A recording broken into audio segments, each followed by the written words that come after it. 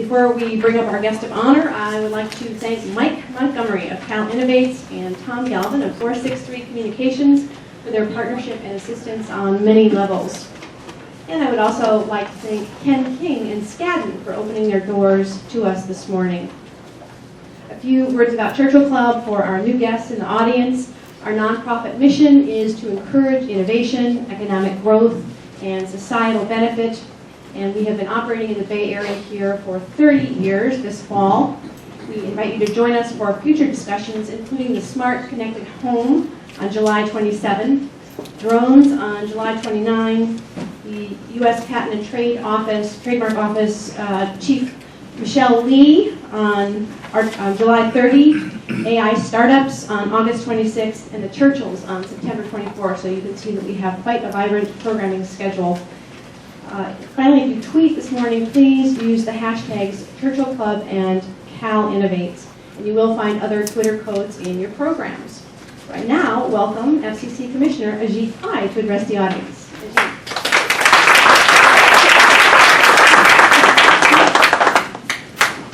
Thanks very much, Karen, for the kind introduction. Thanks to the Churchill Club for hosting this event. Thanks to Skadden for the hospitality, and thanks also to Mike Montgomery and the entire team at Cal Innovates for giving us a forum for a topic that is quite timely, both in Washington, the Bay Area, and everywhere in between. I thought I'd just start with a few remarks about how I see this marketplace developing, how the FCC's role might evolve. And I'd like to start 10 years ago, when Jawed Karim stood in front of the elephant exhibit at the San Diego Zoo and was filmed uttering these immortal words. The cool thing about these guys is they have really, really, really long trunks. The resulting video, entitled Me at the Zoo, became the first ever video uploaded to YouTube, which Karim co-founded. From my perspective, I'll confess, the fact that YouTube got its start with elephants rather than donkeys was a good omen of what was to come. But more seriously, Me at the Zoo ends with Karim claiming, "That's pretty much all there is to say." That certainly wasn't the case with internet video, as we all know. In the intervening decade, over-the-top video has dramatically reshaped the media landscape and redefined entertainment for the American people. While YouTube began with that 1950 clip, today, 300 hours of video are uploaded each minute to that platform alone. Much of this content is personal. I routinely have posted pictures of my two children so that my family members from Australia to India can watch them immediately and as they grow up. Other YouTube videos are professional productions with much broader appeal. For instance, DreamWorks Animation is now the majority owner of Awesomeness TV, a multi-channel network producing high-end content using characters like Shrek and Kung Fu Panda. Now, of course, user-generated platforms like YouTube are just one way that consumers watch online video. Subscription video on-demand companies like Netflix have revolutionized the video marketplace, giving birth to the phenomenon of binge watching, one which I've succumbed to quite often, including last night, I'm afraid to say. Netflix started its online streaming service back in 2007, and at the time, it was seen as somewhat of a sideshow to the DVD by mail business. But today, Netflix has 65.6 million subscribers worldwide, and over 42 million of those are in the United States. That's far more than any cable or satellite company in this country. The company's also made a splash by producing a wide range of original content. From Orange is the New Black to Daredevil, Netflix is now a quite serious competitor to broadcast networks and to cable channels. And it's even getting into the feature film business. Needless to say, Netflix isn't alone. Other subscription services are creating original shows and movies, giving artists more outlets to share their work with audiences. Hulu has created popular TV shows like The Awesomes. A Curiosity Stream produces hundreds of hours of documentaries. And Amazon offers original programs like Transparent, Mozart in the Jungle, and Alpha House, a satirical political show that would have been even funnier if, instead of tracking 4 senators and their hijinks, it would have tracked 5 FCC commissioners laboring in the Washington building we hadn't have it. But for now, the FCC just has videos of its monthly meetings, which are riveting TV, and I highly recommend them if you have the time. Now, the success of subscription video on-demand platforms has led broadcasters and cable companies to make standalone over-the-top plays as well. For example, consumers can now watch True Detective and Game of Thrones with HBO Now, or they can watch Homeland and Penny Dreadful on Showtime's standalone service that launched earlier this month. If you like classic TV shows, such as Star Trek, or current hits, such as The Big Bang Theory, or live local broadcasts, there's CBS All Access. And if you're in the mood for melodrama, Lifetime just began an on-demand subscription service featuring its movies. Now, beyond user-generated platforms and subscription on-demand services, many more business models are succeeding. Some services offer customers bundles of programming channels. PlayStation Vue, for example, carries over 80 networks, such as Fox, TBS, and Comedy Central. Sling TV, offered by Dish, allows you to see about 75 channels, including ESPN, CNN, and AMC. And Spanish speakers can subscribe to more than 50 channels through Yip TV for just $14.99 every month. Now, consumers can also purchase movies and television shows a la carte through services such as iTunes, Google Play, and MGO. And ad-supported on-demand services are increasingly becoming popular. Platforms like Crackle and Popcorn Flicks allow consumers to watch over-the-top content for free. And what's interesting to me is that facilities-based video providers are feeling compelled to, and increasingly are, responding to this competition. For example, cable operators like Time Warner Cable are offering subscribers live TV and recent programs no matter where they are or which device they're using. Through its acquisition of AOL, Verizon hopes to create a thriving, online, on-demand ad-supported platform. And Comcast recently announced its Xfinity Stream service, offering HBO and the major broadcast networks online for just $15 a month. Now, it's unclear which, if any, of these business models have the most long-term potential. But what is clear, at least from my perspective as a consumer rather than commissioner, is that the American consumer is the big winner. And the reason is that we've broken free from zoo-like constraints on our television viewing. For the first time in the history of video, we are in control. We watch what we want to watch, when we want to watch it, and on the device, and at the location, and over the platform of our choice. And indeed, according to a study released earlier this year by Pew Research, half of all smartphone owners, and 75% of those 18 to 29 years old, which unfortunately excludes me by a little over a decade, use their devices to watch videos during the course of a week. Today, 78% of all US adults use the internet to watch, download videos. In order to meet demand, programmers have improved the quality of online content. Recently, Academy Award winner and Hollywood legend Dustin Hoffman said, "Right now, television is the best that it's ever been." I think that's justified. And that's not just merely an endorsement of the FX's show, which I've enjoyed watching on Amazon. Now, that raises the question, what has brought us to this golden age of television? And I would submit that it's a 21st century entrepreneurial spirit that isn't saddled with 20th century regulations. Without the burden of these legacy rules, entrepreneurs are able and have taken risks to deliver programming to consumers in ways that were unimaginable just a decade ago. And content creators have gotten creative, taking advantage of new opportunities to reach distinct audiences. And this is something that all of us should celebrate, whichever perspective we take. But some of the nation's capital don't see it that way. When they look at the over-the-top video business, they see companies that have somehow escaped the regulatory clutches. Even though online videos thrive precisely because of the government's restrained approach, they view the internet as too important not to regulate.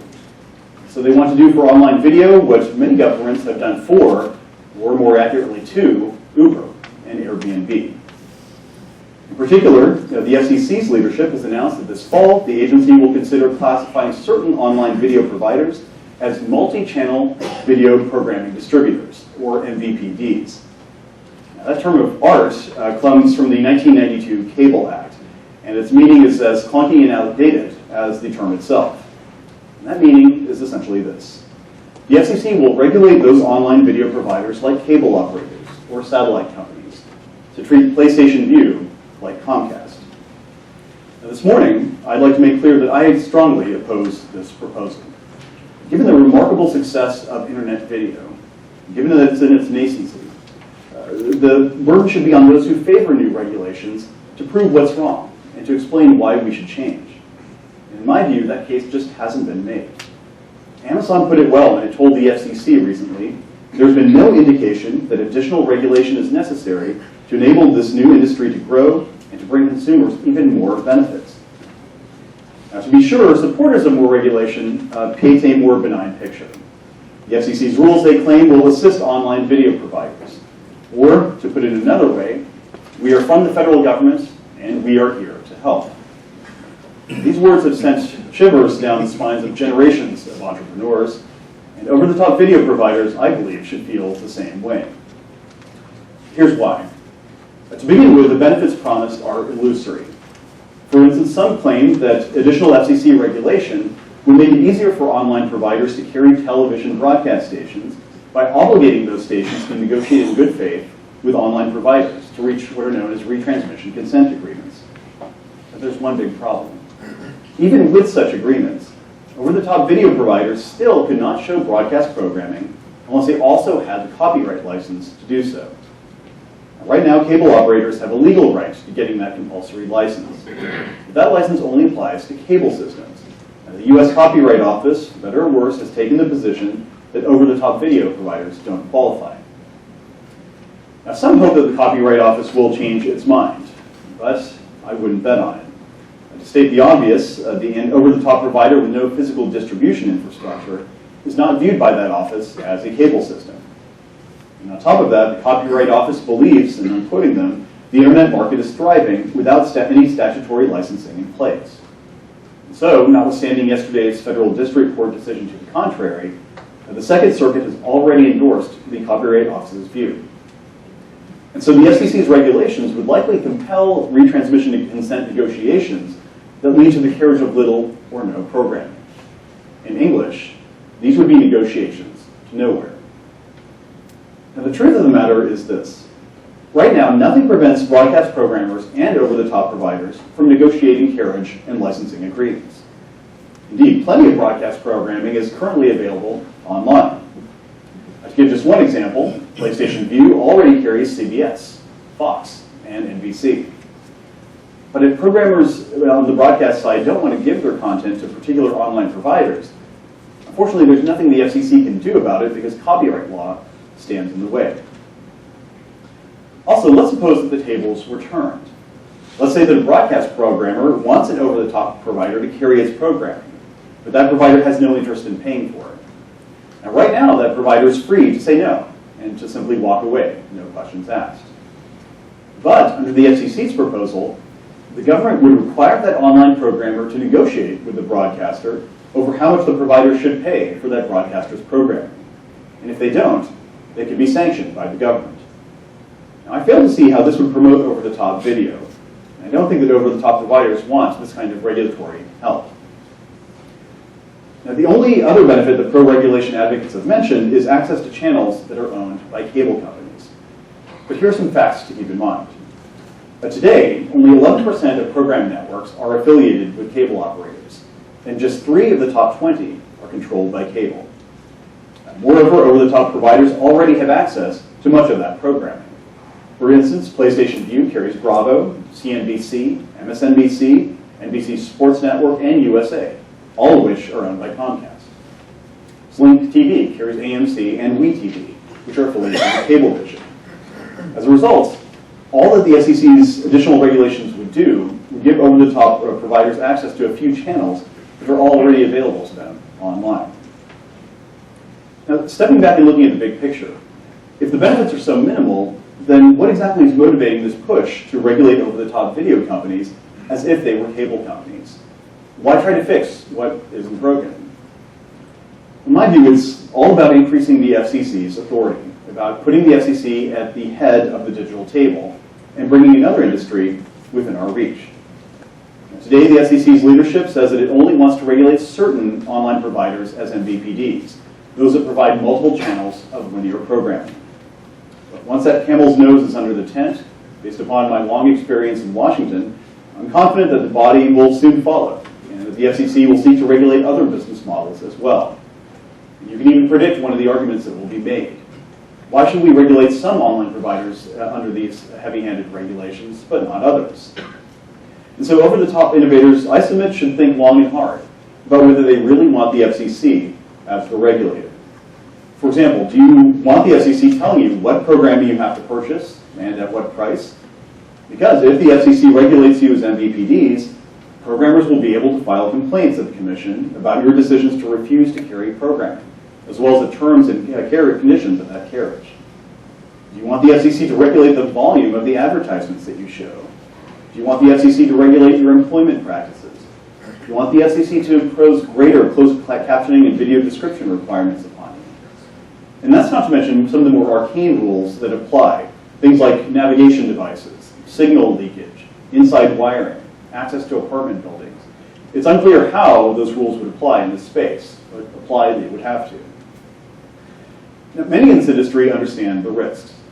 For one, the Digital Media Association, which represents over-the-top providers including Apple, Microsoft, and Sony, has told the FCC that excessive or ill-advised regulation at this point could deter continued investment. Tremendous developments in over-the-top services have emerged in an environment that permits innovators to be flexible and unencumbered. The addition of regulation could alter the foundation that has supported these developments and that has encouraged investment for continued growth. As a result, they believe the FCC's proposal, and I quote again, could end up backfiring, reducing resources and opportunities for these innovators rather than expanding them. Now, even supporters of the FCC's proposals see the risk.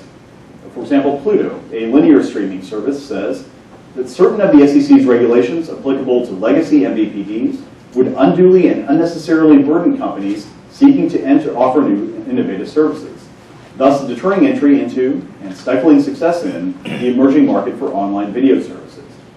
And Pluto accordingly asks to be exempted from some of the regulatory burdens placed on MVPDs and only to receive what it perceives as the benefits of MVPD status. But the Communications Act doesn't let you pick and choose which rules apply. Either you are an MVPD or you aren't. So for me, the way forward on over-the-top video from a regulatory perspective is simple. There is no market failure. There is no problem to be solved. And there is yet no need for the FCC to get involved and impose regulations that are over a decade older than me at the zoo. Just look at what's happened in the past month alone in the absence of government intervention. Hulu entered a partnership with Showtime, reached an agreement for 3 more seasons of South Park, and started streaming every episode of Seinfeld.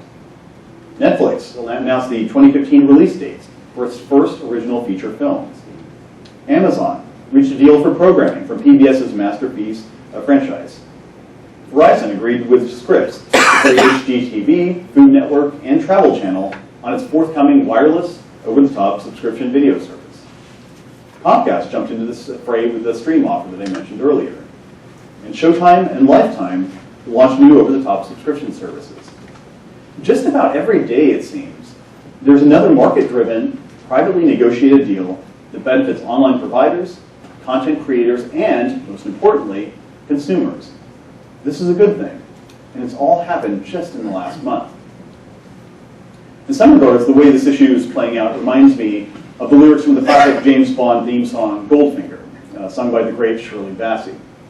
Like Goldfinger, the FCC is pouring golden words into the ears of over-the-top providers, beckoning them to enter its web of sin, or in this case, regulation. But my advice to providers is the same as Dame Bassey's. Don't go in, for you will soon find yourself ensnared in a web of regulations from which you'll never escape. Now, switching gears, there's another emerging governmental threat to over-the-top video that I find troubling, and that is taxation. Take the city of Chicago, which recently announced that, beginning in September, it will impose a 9% tax on video streaming services, on any services delivered electronically. This new Netflix tax, as it's being called, it will apply not only to monthly subscription platforms, like Netflix and Hulu Plus, but also to a la carte movie rentals through services such as iTunes. Who will bear the burden of this tax? Obviously, it's the people of Chicago. Netflix has already confirmed that it will pass the additional cost onto its subscribers. I'm sure that other companies will do the same. Here in California, by contrast, digital streaming services aren't taxed. And in my view, that is the right approach. Government should welcome the growth of online video and not discourage it.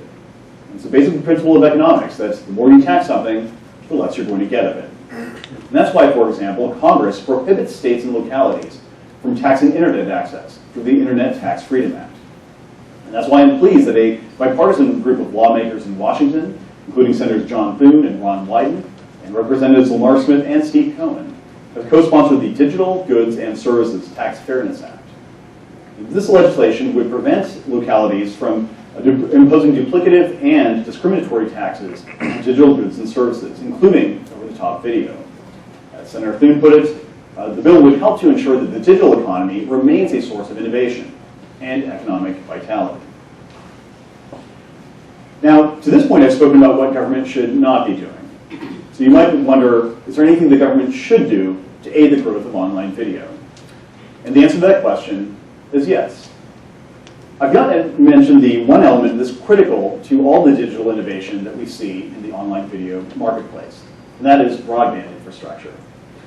Broadband, and a lot of it, is essential for online video to thrive. After all, those bits have to go over the top of something. We've been fortunate in this regard over the past 2 decades. Since 1996, companies have spent over $1.3 trillion in the United States to lay fiber, to upgrade cable systems, to launch satellites, to construct towers, and otherwise build the networks over which internet video travels. But there's a lot more to do. If we want to fast forward, to pull an outdated term forward, to pull out an outdated term, our policies should encourage greater infrastructure investment and network capacity. And that means streamlining the permitting process for building wired and wireless infrastructure, a process that is especially difficult in many places. That means making available to the commercial marketplace plenty of additional spectrum, both cellular and Wi-Fi, to handle the surging demand for mobile video. That means changing FCC regulations to promote broadband deployment in rural America in order to connect and to grow the customer base for online video providers. That means allowing broadband providers to focus on building next-generation networks, rather than also requiring them to maintain the fading copper networks of yesterday. And that means lifting the obsolete economic regulations that were designed for the telephone monopolies of the past.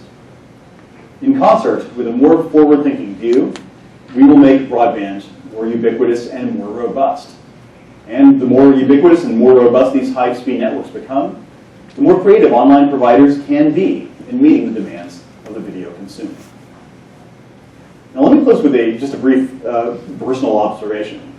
This past weekend, my wife and I struggled but ultimately succeeded in getting the affirmation kids down to bed. So exhausted, I picked up my laptop and I visited Crackle. And I caught up on Crackle with Jerry Seinfeld's fantastic show, Comedians in Cars Getting Coffee, including the episode featuring the unforgettable Miranda Sings, which I highly commend to you. Now, aside from laughing throughout the entire episode, I mean, who wouldn't laugh when Miranda tries to advise Jerry on how to become famouser? I realized something. In a sense, Jerry and I had entered the digital age together.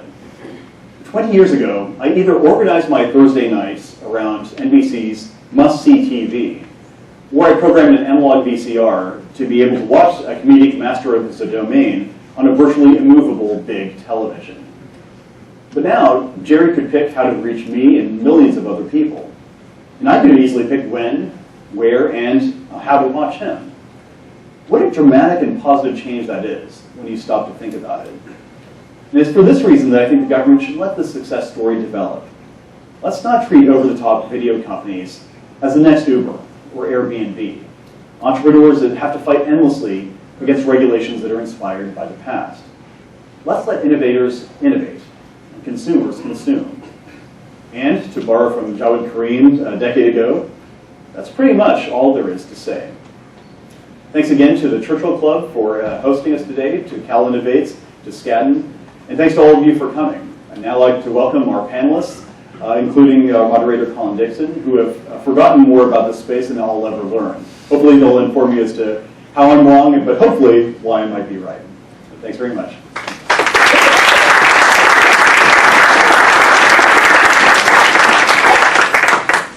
You are absolutely right about the forgotten stuff. It's forgotten most of it, I'm afraid, at this age. So I want to kick off the discussion. I thought it would be good to sort of talk about the content creation process and start with you, Kevin. You've created some absolutely wonderful content, like Here is Dreams of Sushi. If you haven't seen that, it's on Netflix. It's a wonderful documentary. But one of the issues there with the content that you're shepherding through that creative process is they're sold in multiple countries. Other countries do have regulations on video. So I'm wondering, do regulations from other countries impact you, and how do they impact you, or do they just simply never come up? Yeah.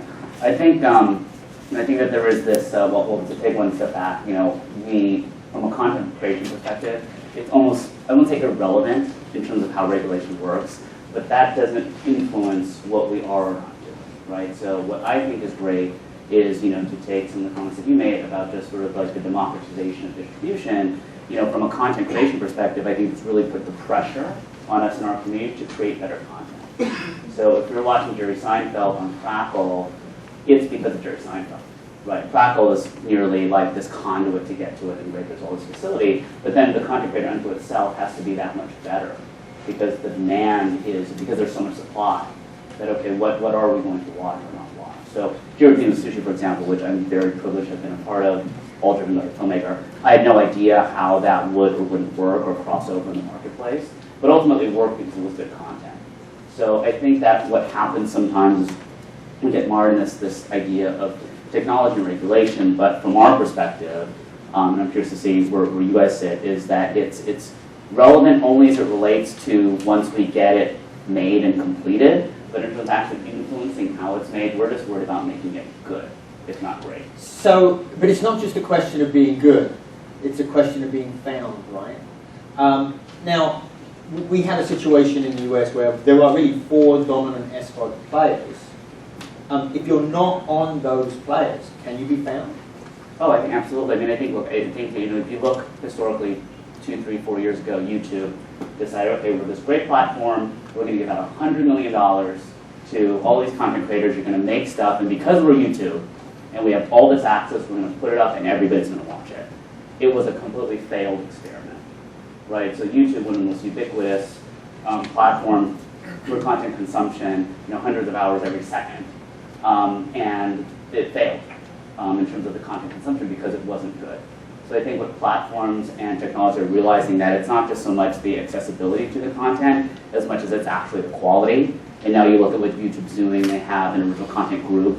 You look at Snapchat, they've hired an executive from a television background to run original content. So I think that we sometimes put this idea of ubiquity and regulation in front of it, when the reality is from a true content creation perspective, there is an intention of quality that I think has to come first. So what I'm hearing you saying is that you don't see any barriers in the distribution side of things. There are plenty of outlets for you to distribute your content and have it be found. And obviously you don't want to see that change, right? Sure, and it certainly puts more, again, what I like about it just puts more pressure on us to make better content, right? So, consumers are going to be more satisfied, the economics, will maybe sort of justify sort of like the diminishing returns on, sort of this accessibility of content everywhere because there is an economic component to it.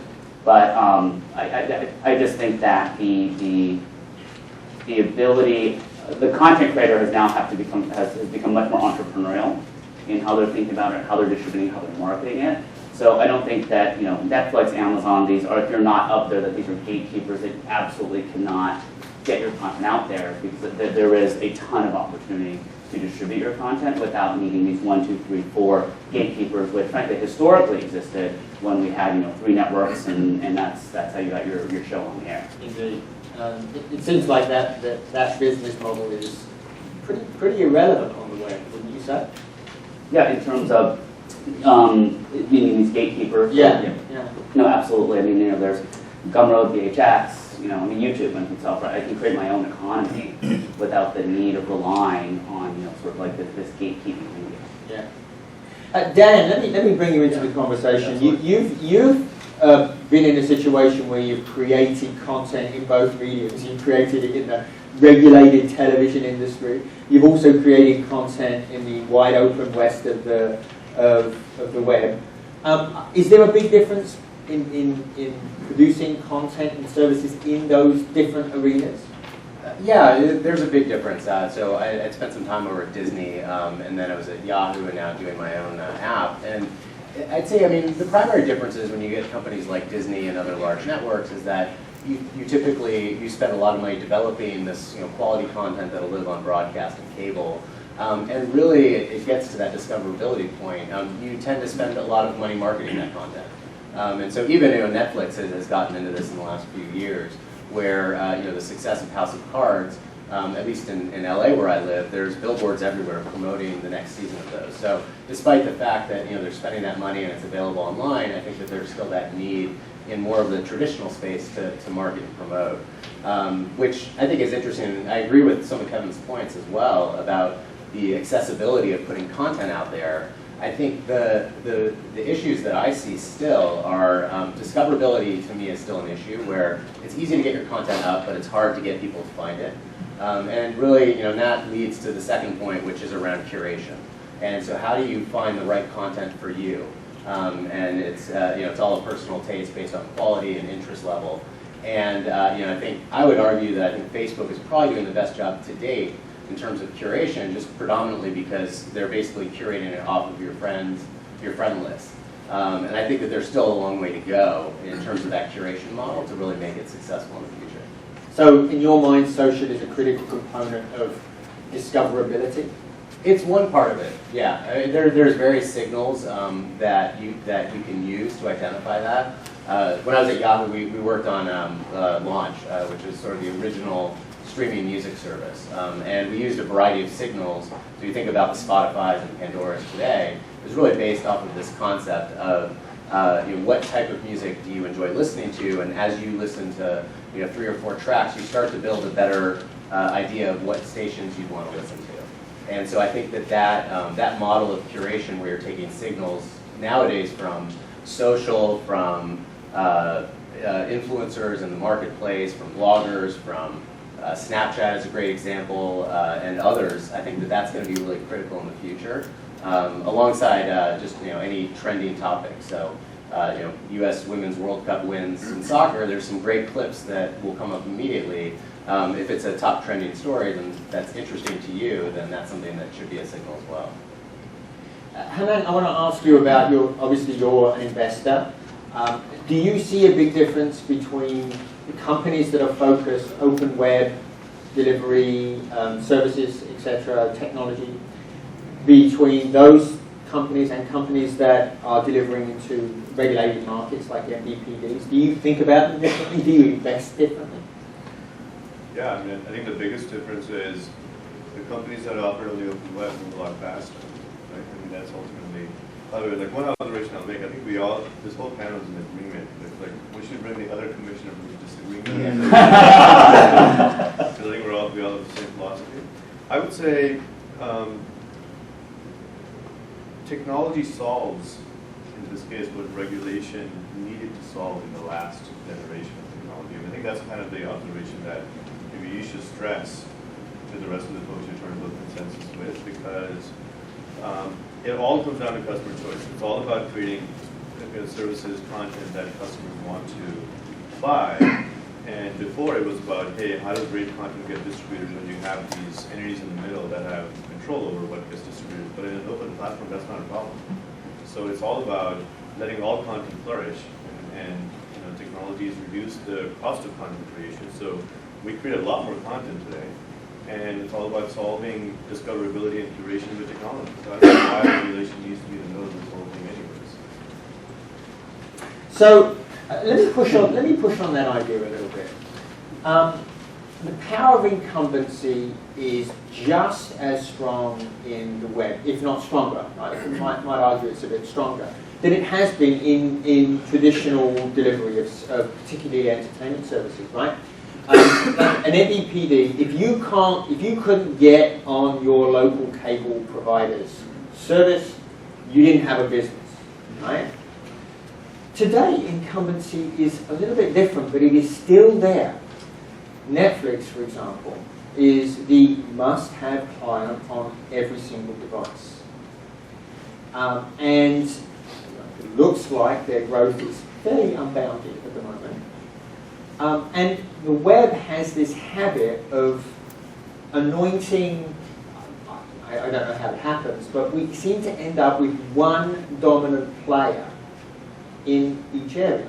Think of Google search, Amazon for shopping, iTunes for music, etc. Is there a risk that somebody like Netflix could end up dominating the distribution of media in the US? And if you're not on Netflix, you don't exist? So I think scale, which is what you're really talking about, is a fleeting advantage. When you look at Snapchat, for example, that company did not exist 3 years ago. And all of a sudden it's got hundreds of millions of consumers got access to it. So with technology, in some ways, the open platforms have done is level the playing field. So new platforms can emerge if they have a better proposition.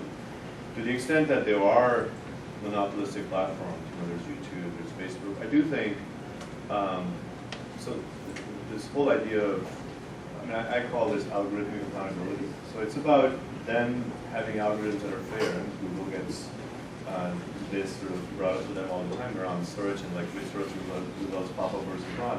Same thing with Facebook, what are the things that are going to pop up in stream? The extent that their algorithms are doing profit maximization at the disadvantage of sort of the level playing field for content creators, I think that's a problem. And I think that's a different set of issues that we should focus on to make sure that content creators are getting a fair and ubiquitous access. And to me, that's the contemporary regulation, to the extent that it's needed, or best practices that are needed that we should think about, rather than taking sort of today's innovation and fitting into an old model, which doesn't make any sense to me. Yeah. But I mean, if you go, if I can jump in for a moment, if you really look to this fear of like, okay, is one service going to dominate? I mean, if you look even like in recent history, Netflix, great, we all knew what it was, but I mean, it really wasn't distinguishable until House of Cards was there, right? So they're creating content. Okay, great, that's what I'm watching Netflix for. Or you look at Amazon until Transparent sort of emerged. It really didn't have that cachet of, okay, great, I've got Amazon. So again, going back to the content creator, I mean, it's are these platforms able to create and promote distinguishable content? And I think that is what helps to keep this economy, I think, balanced in terms of, aside from like, okay, I'm worried that Netflix is going to dominate because it's unregulated. Well, I'm more concerned like, okay, what are the opportunities I can make great content? And if it happens to, there's some moment where your platform is making great content, you find the right content creator, and then they can do that and flourish, fantastic. So I do think that there are other factors involved, other than just sort of like exclusively market share and domination. But there is this intangible idea of like, okay, quality of content. Right. Yeah. Search, Dan, I'm glad you mentioned search, because it's an area that I find a little bit troubling, actually. So I mentioned incumbency is very powerful. If you search on Amazon's Fire TV platform, it's got beautiful voice search. It will understand you very easily and find what you're looking for, but only in Amazon services. But there are a whole bunch of other services available through that box. So that's an illustration, I think, of the power of incumbency to really squeeze out other content that might be a good solution to what somebody's looking for. Problem? Yeah. No, absolutely. I mean, it's a great point that you raise. And when you look at Amazon and even Apple to their Apple TV experience, I mean, everyone's trying to build this sort of closed system, if you will, where you can search for content as long as you're on their platform, their technology, and they have the rights to that content. And Google, I think, was the best at this early on, where they really sort of focused on opening up the web and allowing you to get content from anywhere. And so I think that type of example needs to transform into the OTT space. When you think about that technology burden, you've got a lot of large players on the TV manufacturing side. So Samsung and LG pretty much lead the smart TV market. And then you've got a lot of these other providers like Amazon Fire and Chromecast and Apple TV all coming up with their proprietary solutions. It's not really what the consumer wants, and I think longer term you're going to see a shift away from that towards services, hopefully that similar to what we're doing, but really sort of create a ubiquitous standard where it doesn't matter if you want to use an iPhone or an Android or a tablet device, and if you prefer a Sony TV or Samsung, your content you're going to be able to play wherever you are. That's really where I think that the market needs to go, and in terms of how it relates to regulation, I mean, I would hope that there aren't market forces in the way that would prevent that technology from developing. The troubling thing for me in this particular issue is I know a couple of startups who have video services, and they tell me about the power of being on the first screen. If you're in the first screen, you get banned. Netflix always is. Amazon often is. Hulu often is. But many of the other services, Popcorn Flicks, probably isn't on the first page. Probably isn't found by many consumers. This is a problem.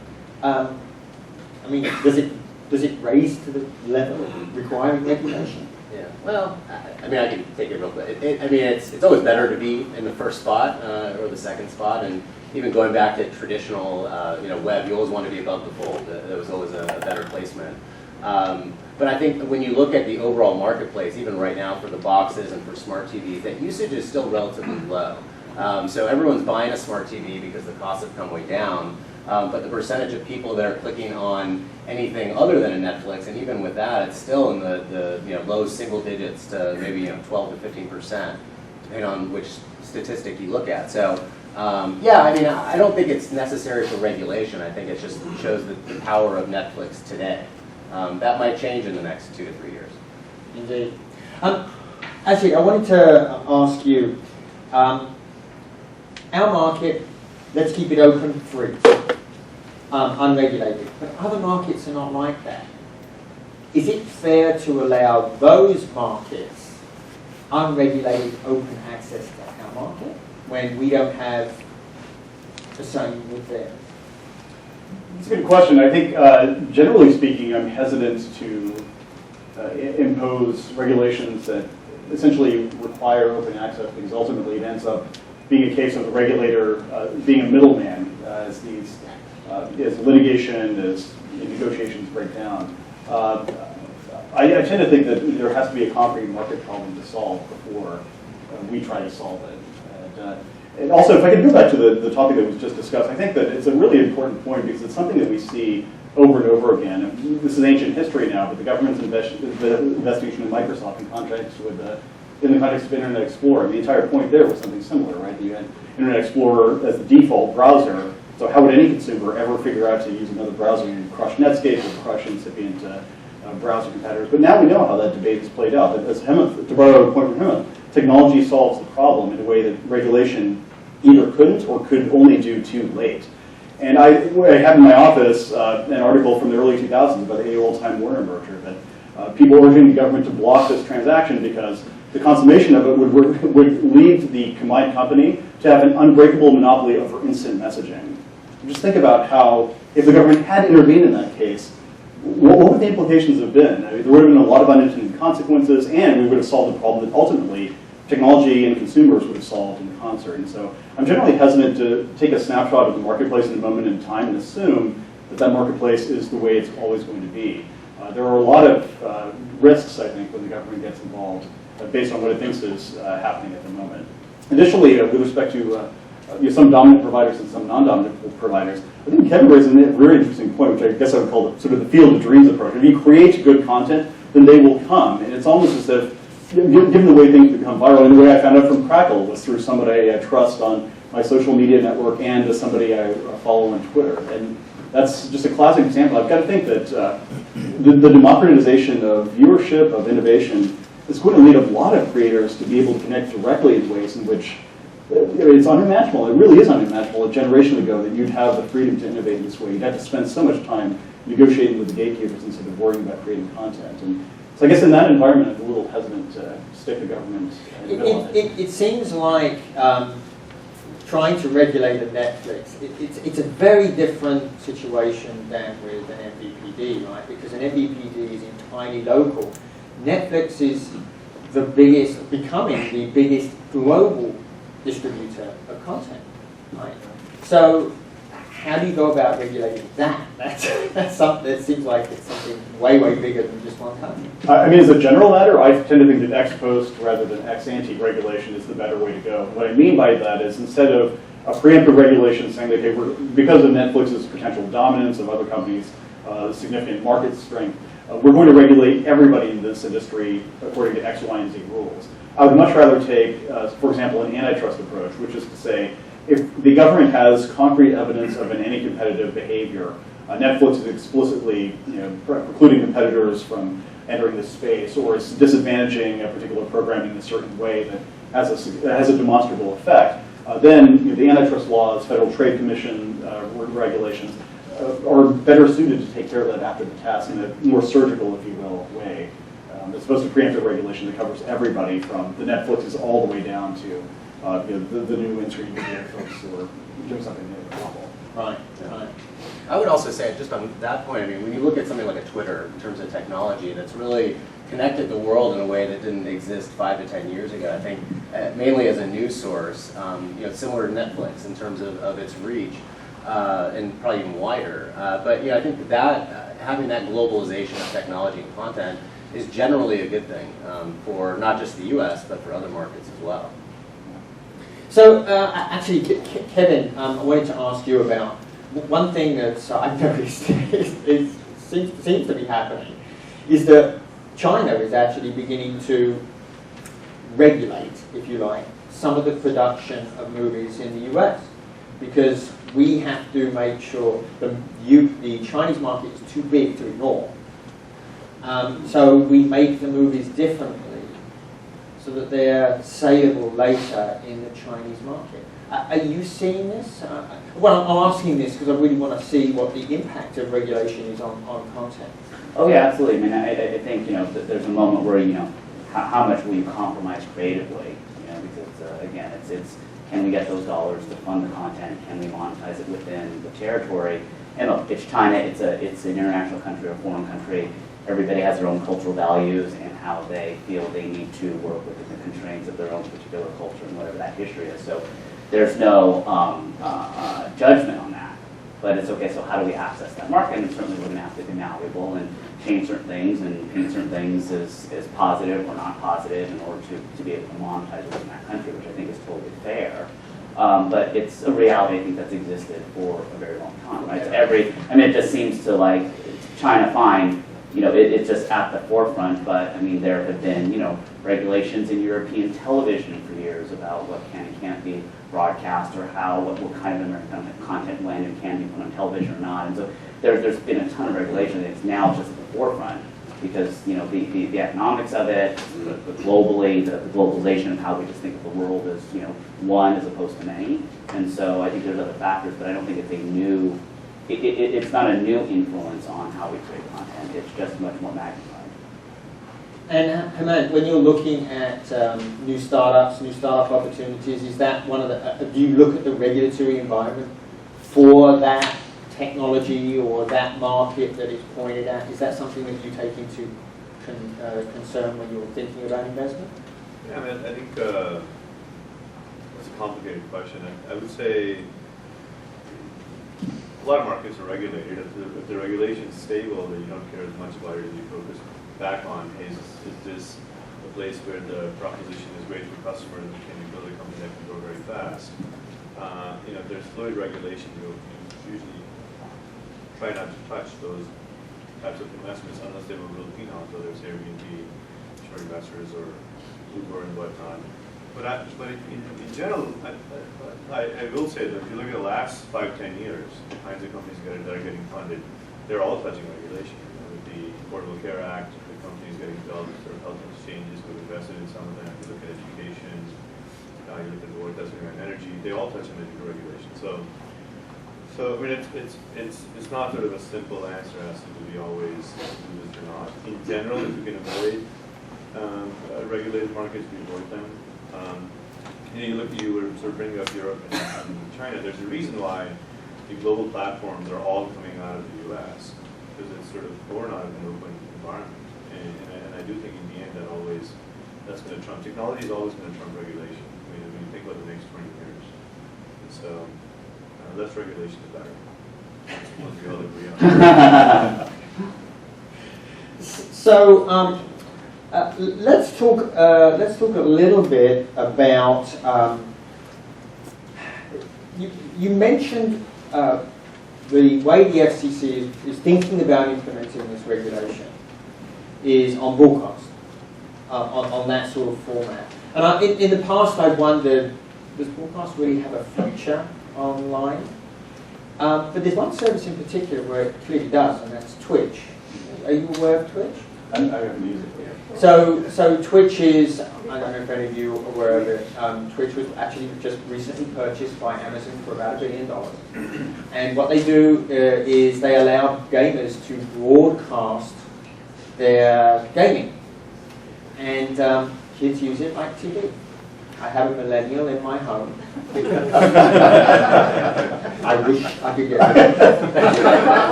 They keep coming back. And my daughter is a gamer, and she uses it like television. So it's on for hours. Would this fall under the definition of an MVPD? Would they be regulated? That's kind of horrifying. I think it is, and I think that at the moment what the FCC is thinking about doing is applying these regulations only to subscription linear offerings, and so, yeah, at the moment at least, your daughter is safe, so she won't be regulated by the agency. But I think, as I said, once the camel's nose is under the tent, it's hard to distinguish, it's hard to rationalize why these regulations should apply to linear subscription providers, but not to others who are essentially competing in the same space. And the transmission of video over a broadband connection is a transmission of video over a broadband connection, and the business model sort of falls away as a relevant factor in terms of regulation over time. That would be the argument.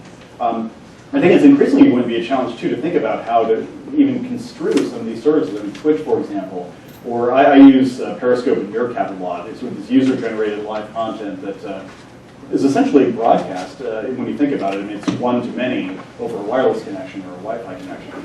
How should we think about services like that? It seems to me there are a lot of benefits to it, notwithstanding the waste of time it may be in individual cases. But the last thing I would want to do from a regulatory perspective is to preemptively look at some of these services as they're developing and try to shoehorn them into a category that was created by legislators, a generation ago. That's just terrifying information. Yeah. Let me ask. I'm going to ask one more question before we go to audience questions. So if you have a question, write it up and hand it to the ladies that are circulating the audience. Are all regulations bad? Can we think of, are there situations where we should regulate? I like that elevators all work well, and there's regulations for safety. I think. What about kids, for example? I had somebody complaining because their kids stumbled into, they were watching, I forget which show it was now, but it was, Orange is the New Black. Now, I tell you what, I don't want my young kids watching that show. Is that an area where we should have regulation online? This is more of a philosophical issue, but I think it's a responsibility of families and parents specifically to make sure that they're raising their kids in the way that they want them to be raised. So, YouTube is a great example. You can get anything on there, and there's YouTube Kids and other services. And I have a 9 and 6-year-old, so I'm facing similar issues around everything. But I think it's really a matter of how you're sort of controlling the home and the content. If kids want to get something, they're going to find a way to get it. But I don't think it's really the job of the government or regulators to try and sort of restrict it before you can actually even potentially access it. I was simply add that even if it were desirable, as a policy matter, as a legal matter, the agency, the government can't regulate under the First Amendment subscription platforms like online video. These regulations apply traditionally to broadcast networks, and even that model has been under some legal scrutiny in Washington. So. As a parent myself, it's something I struggle with, since TV to my kids means an iPad with Sesame Street on it. So, but it's something, unfortunately, that parents and families will have to work out for themselves. Yeah. That's just one example, but closed captioning, for example, which there has been some regulation on in OTT video. Maybe you could explain what that is. I think that's probably a good thing, because I think one thing we've learned is that relying on companies to do the right thing is probably not going to work in all cases, right? Right. So the closed captioning example. So there is legislation that relates to those with disabilities. It requires, in certain cases, certain providers of video content to supply closed captioning. The theory being that we don't want to leave out a pretty significant segment of the population who want to enjoy this content as well. So the FCC, over the last several years that I've had the privilege of being there, has implemented this, what's known as the 21st Century Communications Video Accessibility Act. And those requirements are separate from the MVPD type regulations that we've been talking about. But by and large, I think that that's a worthwhile endeavor. I think that we should think about completely separately from the MVPD regulations that I mentioned, because MVPD regulations are more wide-ranging, less flexible, and less focused on the end consumer. It's more focused on just slapping a broad brush on everybody who is a video provider under the Communications Act. Okay. So I'm now going to start talking about reading out some of the questions here, and there's some good ones. Some of you write really small. Please write bigger. My glasses are really what role or impact do you see live content such as sporting events, real-time we're talking about, and news playing in the OTT world, future of TV? Sports are huge. There's a reason why everyone's paying billions of dollars for rights to, I think the NFL is probably one of the most valuable franchises in the U.S., if not the world. And so, sports is going to be critical in the future, but I love that, Yahoo, I think, announced a deal to show one of NFL games streaming live, and, other players have started to get into the space. So it's definitely, it's going to be important in the future. And I would love to see more sports organizations start to sort of take the lead in terms of really providing better live streaming content. And NCAA tournament, for instance, has been amazing. So I credit CBS and them for really pushing the envelope and making a lot of this content available. Similarly on the Masters, I'm a golf fan, but yeah, sports is large and important in my mind. Okay. I'm excited about the possibility, but from a perspective of spectrum and infrastructure, I really want to make sure that you have to have extremely robust networks in order to deliver high quality services like that. And the Super Bowl is a paradigmatic example. I mean, how many millions of viewers? The one-to-many broadcast model works for something like that, but if we were to do that over the top, then I think it's critical for the broadband networks to be much more robust than they are today. Yeah. I noticed with the last Super Bowl that the live stream online was at times a minute behind the action. I could hear my neighbour cheering before I saw it, which was not comfortable. How will the recent ruling on Film On by a federal judge ruled that Film On should be treated like a traditional cable provider? It sounds like they've fallen into the same trap as Aereo, right? Yeah, so this decision from a federal district court in Los Angeles issued just yesterday conflicts with a decision by the U.S. Court of Appeals for the Second Circuit in New York, which went the other direction. But what is critical to note is, number one, the court maintained the injunction so that the law hasn't changed, notwithstanding the decision. And number two, the decision will be appealed to the Ninth Circuit. So as it stands today, the law still is that the copyright issue remains a roadblock for online providers. But it's as the court mentioned yesterday, these issues are difficult, they're close, and so I think we can expect to see much more litigation in this area going forward. Now, I may need the help of the writer of this. I'm going to read it, and you may need to clarify what you're exactly asking here. Taking a page from Larry Lessig's book about code equals law regulation, what do you think about regulators regulating through engaging with companies or entrepreneurs directly about concerns to influence the market and business? oh, and it continues, oh my gosh, business models instead of promulgating new regulations and risk getting it wrong. That's to me. I get, well, it was asked over, but if you want to. Unless anyone else wants to go. Yeah. You guys have been great. All right, see you later. Okay, as a general matter, I'm not a big fan of the government picking and choosing certain companies that they would like to regulate and sitting them down in a closed environment and saying, it's a great business you've got there. It'd be a shame if something had to happen to it. And nudging them in a certain direction. And we've seen this in the context of M&A activity, for example, where the agency has to approve of a certain transaction, and as a condition of approving it, it asks for certain goodies. I call it the Christmas tree effect, which encourages companies to voluntarily agree to them. I have a number of concerns with that. Number one, when regulatory nudges like this aren't necessarily voluntary, but number two, if they're not transaction specific. And number three, if it genuinely is a good idea for a company to be regulated in such a way, then every other company that competes in a similar way to provide a similar product or service should be faced that same regulation. I'm not a big fan of the government picking and choosing certain players in the industry or certain segment of the industry and excluding everybody else, because I think that ultimately that ends up creating all sorts of distortions in terms of how you plan your business.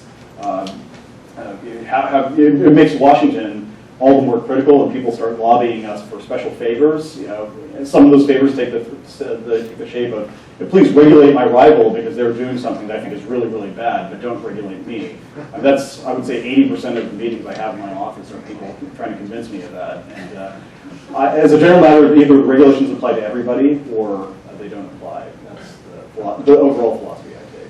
Well, and on that note too, I mean, it's very public about Aereo, the push to essentially get them shut down. But I think what you're seeing now is a lot of those same players are now developing that Aereo technology. To build on their own. Right. Yeah, and so, which it seems a little bit hypocritical in my mind. So I think either let everybody play or, just make it a fair playing field. Exactly. So. So we haven't talked about movies, and somebody has asked, I think, a good question about movies. And they're really asking, can the panel, Commissioner Pye, comment on the structure of the movie industry where studios are releasing films totally, I can't quite read that word, exhibitors? The theatres, to display first-run content, there are release windows that foreclose online competition, especially with new releases. What should the FCC do to look at the structure of the movie industry to advance online streaming? And in fact, I don't know if any of you had a chance to listen to Netflix when they gave their financial briefings earlier this week. They made a very interesting statement that they have quite an antagonistic relationship with the movie industry. And they are releasing new movies day and date with theatre releases, and they're looking to theatres simply to provide legitimacy that what they're releasing is a movie and not really for profit. Is there a problem here? Kevin, why don't you? No, I mean, I think it's like a practical economic function. I mean, I don't think it's antagonistic at all. I think it's, for the last, 100 years, in a sense, a movie has been defined by, first introducing to the culture the theatrical experience. But there have been a lot of examples where a cosmetic theatrical has created value for the content and ancillary revenue, and ancillary streams down the road. So I don't think this is a new thing that Netflix is doing. I think that a lot of us have been doing it for, a lot of companies have been doing it for a very long time. I think, again, it's just magnified now for whatever reason because we're at this point of technology and content, et cetera, and that's the discussion. So I think it's a pure economic issue, right? So there are so many choices, there are so many platforms, that's great. So again, how do I make my content distinguishable? How do I get my content to create awareness? How do I discover the content? How do I market the content? So again, all of these methods of windowing and merchandising, I think, are just really relevant to the pure economics of how do I monetize best my content. Well, so, yes, sorry, go, please. if you think from first principles, the reality is the need for movie theaters isn't really there anymore. Why do we need them? We can get a popcorn machine in our own house, we got big screens, and it should all be online. Like, I think it's an old industry that, again, as you sort of over-project 10, 20 years, people really want to go to the theaters to see movies. Why is that a live scheduled activity? Does it make any sense? I mean, certainly from Netflix perspective, when you think about they're one of the first people to provide Ultra HD content. So projecting an Ultra HD movie from Netflix is going to be a great experience. So there's something to what you say. But movie industry, is that something that you've looked at? For better or worse, the FCC doesn't have any authority to regulate this in this particular area, so I haven't spent a lot of time looking at it using my commissioner's hat. As a consumer, what I can say is that I increasingly view the term movie as somewhat outdated, and what I mean by that is that the question for the consumer is not, should I go to a movie theater and spend 2 hours watching a film, or should I stay at home and watch a broadcast television network? The content is the content, and especially now where we have a lot of original series where the narrative arc traverses an entire season, not just a self-contained episode. I think a lot of people, I don't know, speaking for myself, I view in a lot of ways series like The Americans as almost a substitute for a movie that I would have seen in the theater a generation ago. And so I increasingly think, in addition to what Hemant said about the place where you watch content and the way that you watch it, I think the very meaning of movie is changing, and so that's something as a consumer that I've found over the years has been very appealing. Yeah, it's remarkable to me that people will actually watch full-length movies on their cell phones, and yet I see it all the time. Yeah. Kevin, is this something that you think about? By the way, was that released in theaters as well? Yeah, Jiro Dreams of Sushi. Netflix existed, but I would call this kind of like a pre-Netflix world. When this 4 years ago. 2012.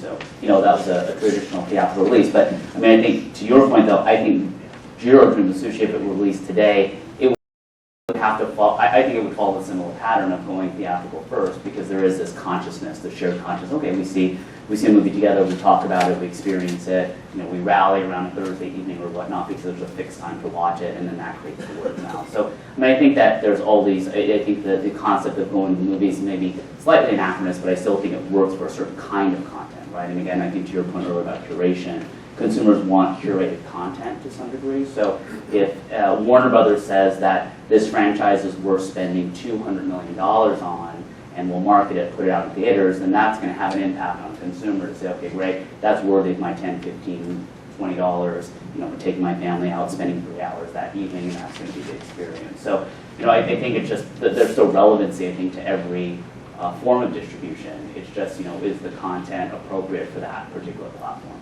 So it sounds like you're differing a little bit with Hemant in that you do think movie theaters have a future.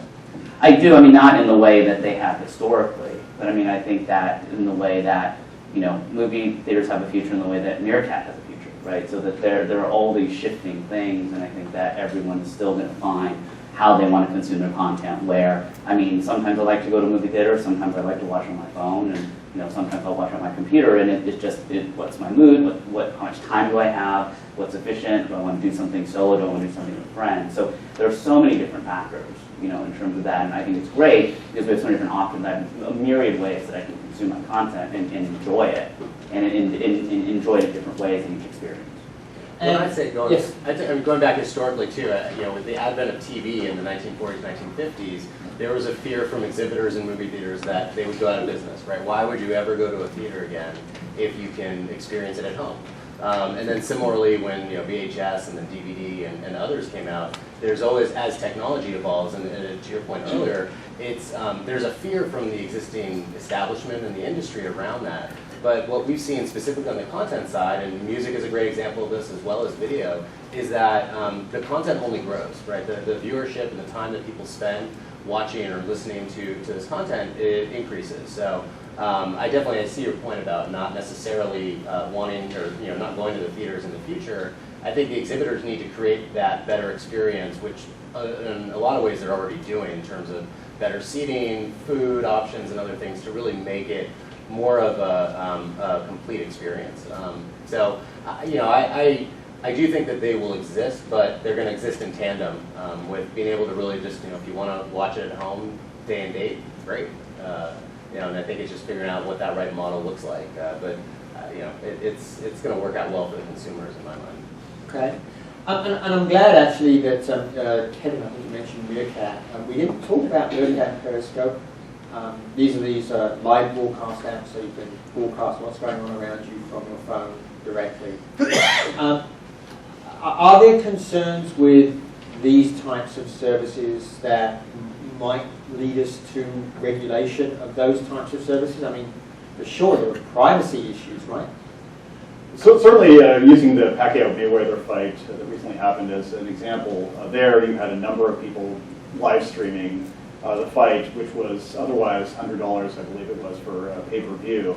So the difficult copyright questions are going to have to be confronted by the people who have the rights to broadcast some of that content.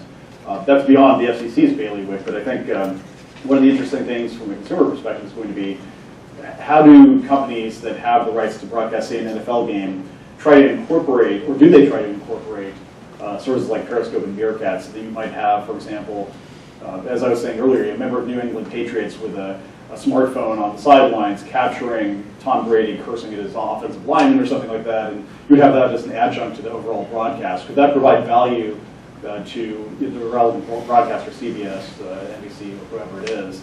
Or do they think that it's more of a distraction, that you just risk opening up the door to losing a lot of the control, so to speak, over how that content is distributed? That's a really challenging question that I don't envy some of the people who hold these rights to figure out. So Kevin, would it bother you if somebody was using Periscope to broadcast one of your photo shoots without your permission? Well, yeah, I mean, I think that's the key, right? It's permission, right? So how do you create a better experience for the consumer? And I think there's the opportunity to with all of the technology at hand. But again, it's got to be an open dialogue. It's got to be legal, right? So there are issues of legality that I think, in copyright and whatnot, that I still like just are basic moral principles that have to be adhered to, and then we can build around that. Okay. Well, I think we're just about out of time, so I want to thank everybody for, first of all, thank you for your great questions, and thank you panelists for your great feedback on this fascinating issue. This is clearly something we are going to be talking about for a very long time.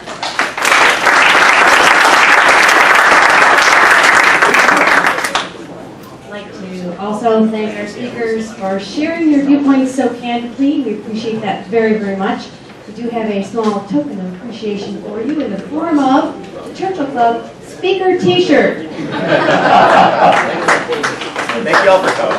I hope you enjoy that. A recording of this program will be posted on our YouTube channel shortly, within the next couple of business days, and where you can find recordings of most of our other programs as well. We hope you find that to be a useful resource. Thanks again to Skadden, thanks to Cal Innovates, and you have been a wonderful audience. Thank you so much. See you again.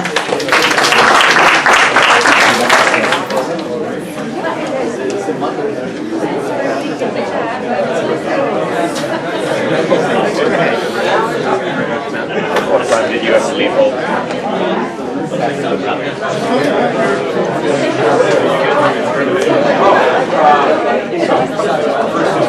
love about that generation, they find a way. Oh, yeah.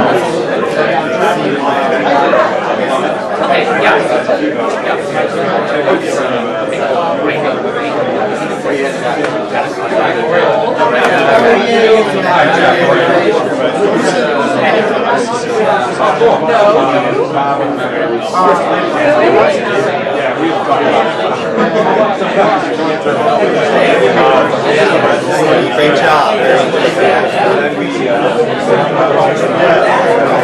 Nice.